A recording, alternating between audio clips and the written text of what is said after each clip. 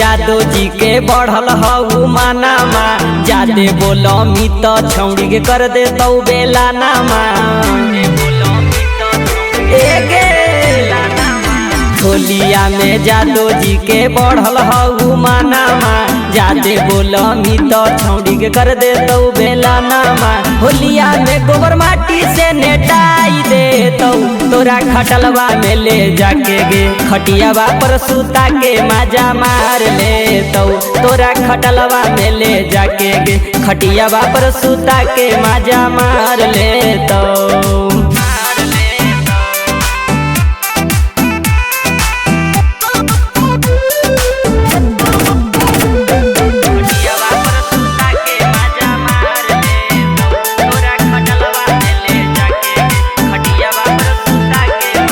जादे तू चिलमी तो दूध पिया के कतो जवान गे मन भरा माजा मर ले तो ले जाके खटाल गे जादे तू चिलमी तो दूध पिया के कतो जवान गे मन भरा माजा मर ले तो ले जाके खटाल गे आगे होलिया में गोबर माटी से नेटाई दे तो तोरा खटलवा में ले जाके गे खटियावे पर सूता के माजा मार ले तो तोरा खटलवा में ले जाके गे खटियावे पर सूता के माजा मार ले तो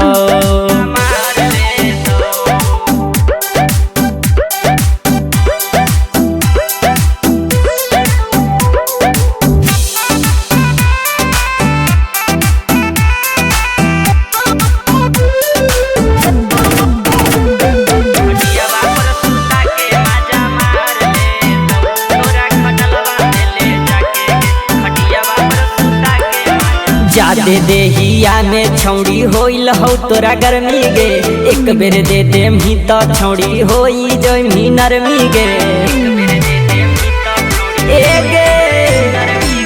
जादे देहिया में छौड़ी होइल हो तोरा गर्मी गे एक बेर दे दे मी तो छौड़ी होई जमी नरमी गे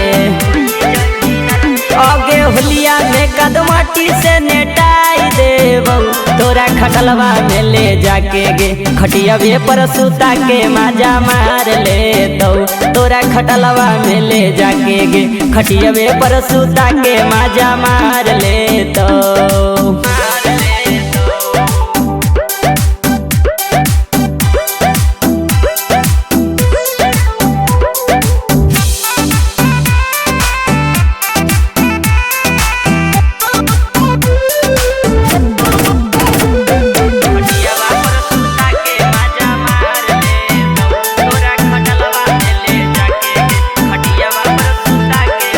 बेचिए के दूध छौड़ी कीन देबो चोली गे खेले लागी हो तो छौड़ी तोरा होली गे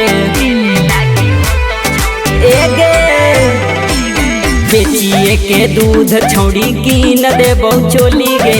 खेले लागी हो तो छौड़ी हमारा से होली गे अहिरा तिलक खुश हम होली में रोबाई देबो तोरा खटलवा में बोला के गे खटियावे पर सूता के माजा मार लेबो तोरा खटलवा में बोला के गे खटियावे पर सूता के माजा मार लेबो।